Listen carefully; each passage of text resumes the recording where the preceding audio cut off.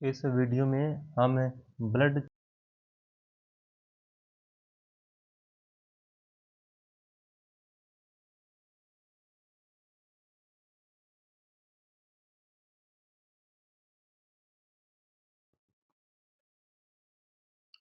Total leukocyte count,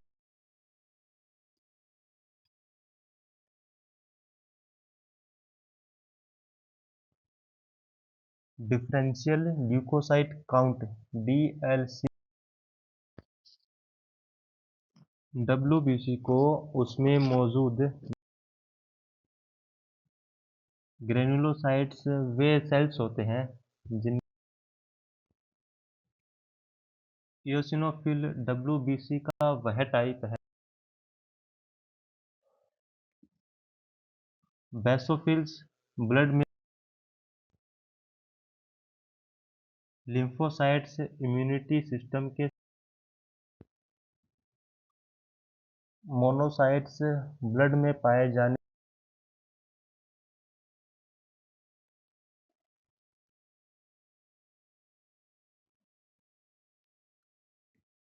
ल्यूकोपोसिस का मतलब होता है।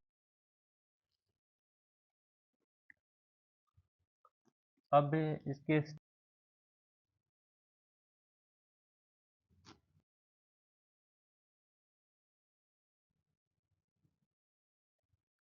देखिए ल्यूकेमिया एक देखिए ल्यूकेमिया को सबसे पहले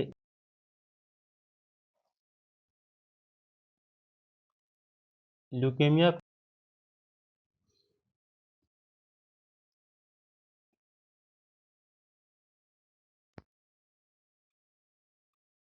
देखिए ल्यूकेमिया में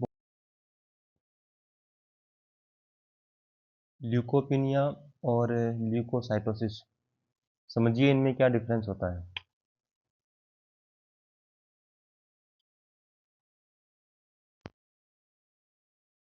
देखिए ल्यूकोसाइटोसिस का मतलब होता है ब्लड में टोटल डब्ल्यूबीसी की संख्या नॉर्मल से ज़्यादा हो जाना, यानी जो नॉर्मल टीएलसी होता है वो लगभग 4000 से 11000 प्रति माइक्रोलीटर होता है। टीएलसी यानी कि टोटल ल्यूकोसाइट काउंट। और जब टीएलसी 11000 पर माइक्रोलीटर से ऊपर चला जाता है तो उसको ल्यूकोसाइटोसिस कहते हैं। देखिए ल्यूकोसाइटोसिस से बॉडी का एक रिस्पॉन्स होता है जो ये बताता है कि बॉडी किसी प्रॉब्लम से लड़ रही है, जैसे कि इन्फेक्शन या इन्फ्लेमेशन या स्ट्रेस। यानी कि ज़्यादा डब्ल्यूबीसी बनना बॉडी की डिफेंस सिस्टम की एक्टिविटी को दिखाता है। और इसका सबसे कॉमन कॉज होता है बैक्टीरियल इन्फेक्शन, जिसमें न्यूट्रोफिल्स तेज़ी से बढ़ते हैं। इंजरी, सर्जरी, बर्न्स या कि फिर इमोशनल स्ट्रेस में भी ल्यूकोसाइटोसिस हो सकता है, क्योंकि ऐसी कंडीशन में बॉडी अपने इमरजेंसी मोड में चली जाती है और ज़्यादा ल्यूकोसाइट्स बढ़ाती है। कुछ केसेस में ल्यूकोसाइटोसिस एबनॉर्मल भी हो सकता है, जैसे कि ल्यूकेमिया में, जहां डब्ल्यूबीसी बनते तो ज़्यादा हैं लेकिन फंक्शनल नहीं होते, यानी कि ठीक से फंक्शन नहीं कर पाते। इसको आसान शब्दों में कहें तो ल्यूकोसाइटोसिस का मतलब होता है बॉडी ने अपने डिफेंस आर्मी की संख्या बढ़ा दी है, या तो सही रीज़न से यानी कि इन्फेक्शन या इन्फ्लेमेशन में, या कि फिर गलत रीज़न से जैसे कि ल्यूकेमिया में। अब इसके कॉजेज़ की बात करते हैं। सबसे कॉमन कॉज होता है बैक्टीरियल इन्फेक्शन। जब बैक्टीरिया बॉडी में एंटर करता है तो इम्यून सिस्टम तुरंत ज़्यादा न्यूट्रोफिल्स बनाने लगता है ताकि इन्फेक्शन को कंट्रोल कर सके। इसलिए अगर फीवर के साथ साथ टीएलसी और न्यूट्रोफिल्स दोनों बढ़े हुए मिले तो डॉक्टर है वो बैक्टीरियल इन्फेक्शन सस्पेक्ट करता है। दूसरा इम्पोर्टेंट कारण हो सकता है एक्यूट इन्फ्लेमेशन का, जैसे कि चोट लगने पर, सर्जरी के बाद, बर्न्स में, या कि फिर एक्यूट अपेंडिसाइटिस में। इन सिचुएशन में टिश्यू डैमेज होता है और बॉडी डिफेंस मोड में जाकर ज़्यादा डब्ल्यूबीसी रिलीज करती है। ताकि हीलिंग और प्रोटेक्शन हो सके। और स्ट्रेस और हैवी एक्सरसाइज में भी ल्यूकोसाइटोसिस हो सकता है। देखिए, फिजिकल या इमोशनल स्ट्रेस में बॉडी है वो एड्रेनलिन रिलीज करती है, जिससे स्टोर्ड डब्ल्यूबीसी ब्लड में आ जाता है। और यह टेम्परेरी होता है और स्ट्रेस खत्म होने पर काउंट नॉर्मल हो जाता है फिर से। ल्यूकेमिया और ल्यूकोसाइटोसिस पैथोलॉजिकल होता है। इसमें बोन मैरो एबनॉर्मल तरीके से ज़्यादा डब्ल्यूबीसी बनाती है। लेकिन ल्यूकेमिया में ये सेल्स होते हैं, ये इमेच्योर और नॉन फंक्शनल होते हैं, जहाँ डब्ल्यूबीसी बढ़ना डिफेंस नहीं होता बल्कि डिजीज़ का एक सिग्नल होता है। इसलिए ल्यूकोसाइटोसिस हमेशा इन्फेक्शन से ही नहीं बनता, बल्कि कॉन्टेक्स्ट और डीएलसी देखकर यह डिसाइड करना ज़रूरी होता है कि नॉर्मल बॉडी रिस्पॉन्स है या कि फिर कोई सीरियस ब्लड डिसऑर्डर का साइन हो सकता है। अब इसके टाइप्स की बात करते हैं, और वो भी जो सेल इंक्रीज होती है उनके बेसिस पे। देखिए, जो ल्यूकोसाइटोसिस होता है उसका मतलब सिर्फ डब्ल्यूबीसी बढ़ना ही नहीं होता, बल्कि अक्सर किसी स्पेसिफिक टाइप के डब्ल्यूबीसी का बढ़ना ज़्यादा इंपॉर्टेंट होता है, क्योंकि उसी से ही डिजीज़ का क्लू मिलता है। जैसे कि न्यूट्रोफिलिया, जब ब्लड में न्यूट्रोफिल्स ज़्यादा बढ़ते हैं तो इसे न्यूट्रोफिलिया बोलते हैं। और यह सबसे commonly bacterial infection, acute inflammation, Burns और स्ट्रेस में देखा जाता है। पस वाले इन्फेक्शन में न्यूट्रोफिल्स ज़्यादा होते हैं, क्योंकि ये बैक्टीरिया को खाने वाले मेन सेल्स होते हैं। लिम्फोसाइटोसिस, यानी कि जब लिम्फोसाइट्स की संख्या बढ़ जाती है तो उसको लिम्फोसाइटोसिस बोलते हैं। और ये मेनली वायरल इन्फेक्शन में होता है, जैसे फ्लू, हेपेटाइटिस, डेंगू और रिकवरी फेज में। और इसके अलावा कुछ क्रोनिक इन्फेक्शन और ल्यूकेमिया में भी लिम्फोसाइटोसिस हो सकता है। नेक्स्ट कंडीशन है इयोसिनोफिलिया, यानी इयोसिनोफिल्स जब बढ़ जाते हैं तो उसको इयोसिनोफिलिया बोलते हैं। और यह यूजुअली एलर्जिक कंडीशन जैसे कि अस्थमा और एलर्जी, या कि फिर पैरासाइटिक वॉर्म इन्फेक्शन में देखा जाता है। स्किन डिजीज और कुछ ड्रग रिएक्शन में भी इयोसिनोफिलिया बढ़ सकते हैं। अब नेक्स्ट है मोनोसाइटोसिस। जब मोनोसाइट्स बढ़ जाते हैं तो उसको मोनोसाइटोसिस बोलते हैं। और ये अक्सर क्रोनिक इन्फेक्शन जैसे कि ट्यूबरक्लोसिस और रिकवरी फेज में एक्यूट इन्फेक्शन और कुछ ऑटो इम्यून डिजीज में देखा जाता है।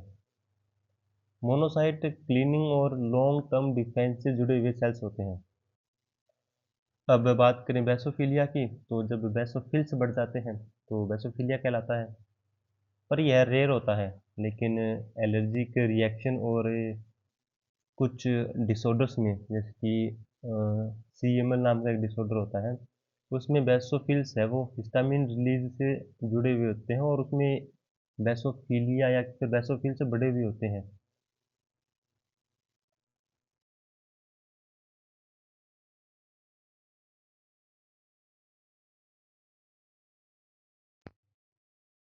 देखिए, ल्यूकोपीनिया का मतलब होता है ब्लड में टोटल डब्ल्यूबीसी की संख्या जब नॉर्मल से कम हो जाती है तो उसको ल्यूकोपीनिया कहते हैं। नॉर्मल टीएलसी लगभग 4000 से 11000 पर माइक्रोलीटर होता है, और जब टीएलसी 4000 से भी नीचे चला जाए तो उसको ल्यूकोपीनिया कहते हैं। देखिए, ल्यूकोपीनिया में बॉडी की डिफेंस कैपेसिटी कम हो जाती है, क्योंकि इन्फेक्शन से लड़ने वाली सेल्स कम हो जाती हैं। इसलिए ऐसे पेशेंट को इन्फेक्शन जल्दी लगता है, और मामूली इन्फेक्शन भी सीवियर बन सकता है। ल्यूकोपिनिया कोई डिजीज़ नहीं होती, बल्कि यह एक किसी अंडरलाइंग प्रॉब्लम का एक साइन होता है, जैसे viral infection, bone marrow suppression, या कि फिर ड्रग इफेक्ट। देखिए, ल्यूकोपिनिया काफ़ी इम्पोर्टेंट कंडीशन है, खासकर कीमोथेरेपी पेशेंट्स में, जहां low WBC count life threatening infection के रिस्क को बढ़ा देते हैं।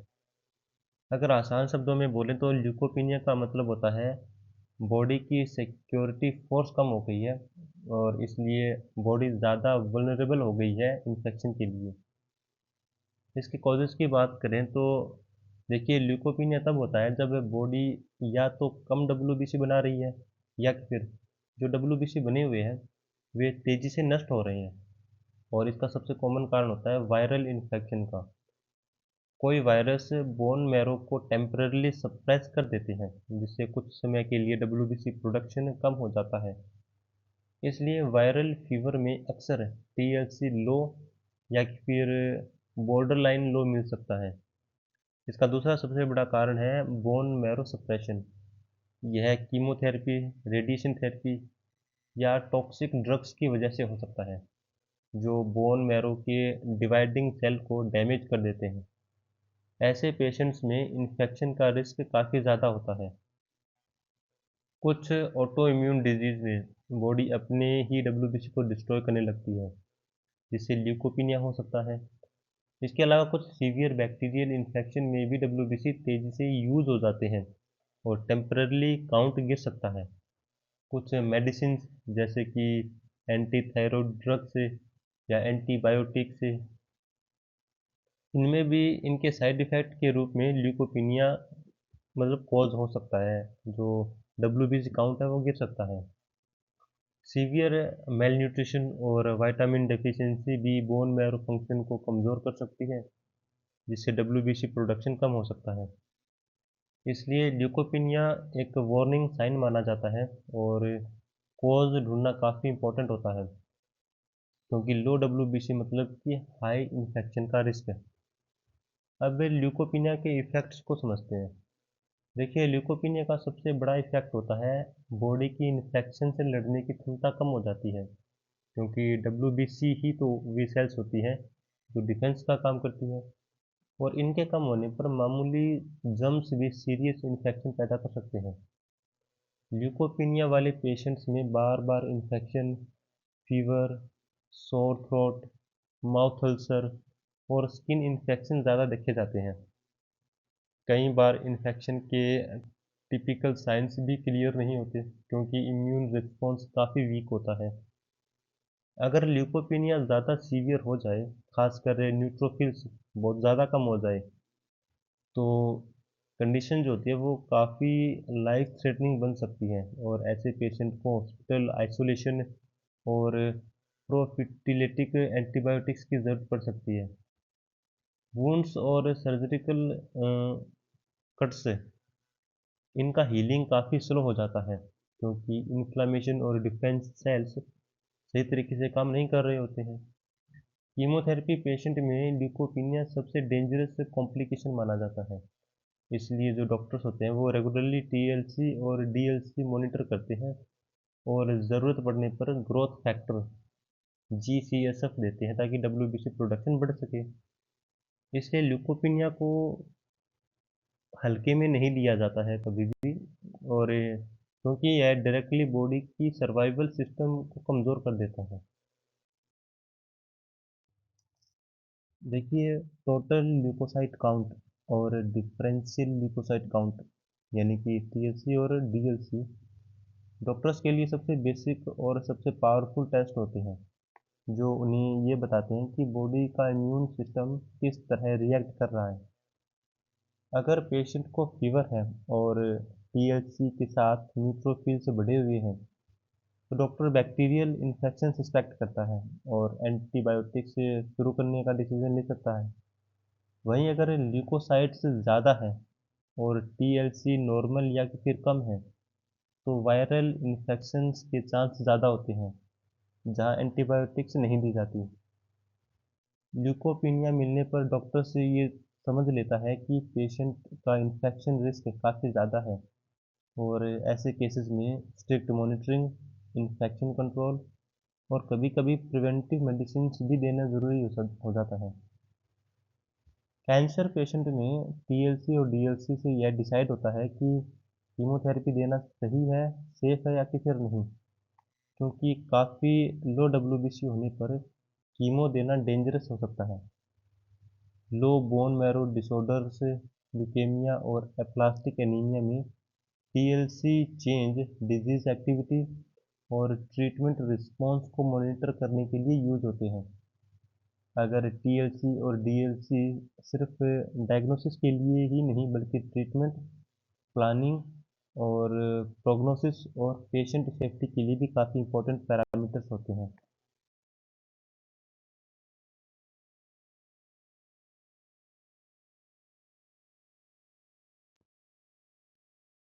फीवर के साथ न्यूट्रोफिल्स अगर ज़्यादा बढ़े हुए हों तो क्या कॉज हो सकता है? बैक्टीरियल इन्फेक्शन, क्योंकि न्यूट्रोफिल्स बैक्टीरिया के अगेंस्ट फर्स्ट लाइन डिफेंस होते हैं। इसलिए बैक्टीरियल इन्फेक्शन में न्यूट्रोफिल्स न्यूट्रोफिल्स ज़्यादा होते हैं, फिर न्यूट्रोफिलिया होता है उनको।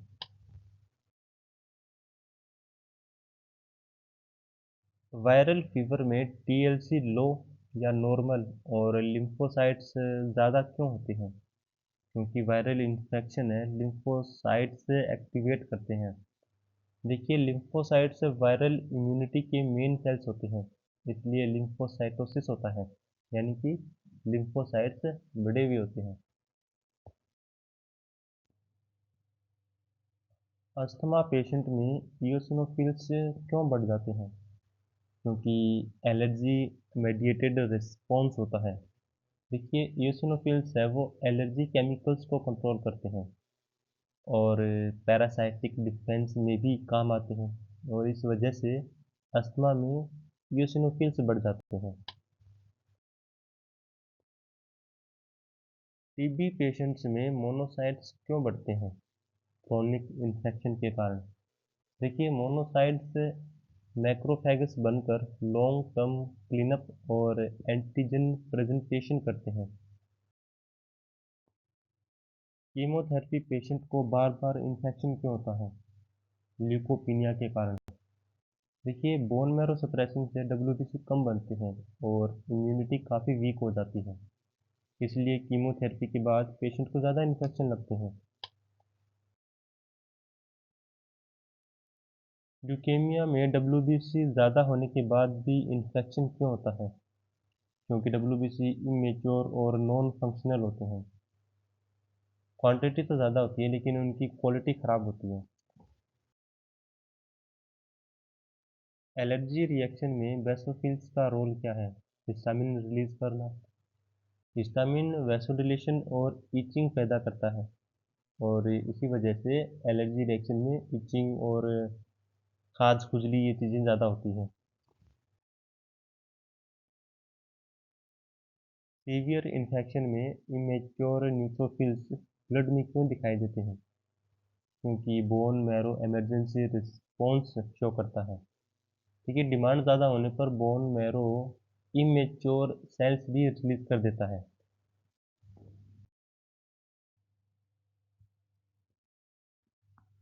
स्पेनोमेगली के साथ हाई लिम्फोसाइट से मिले तो क्या सस्पेक्ट करना चाहिए? तो इससे क्रोनिक लिम्फोसाइटिक ल्यूकेमिया CLL होने के ज़्यादा चांसेस हैं।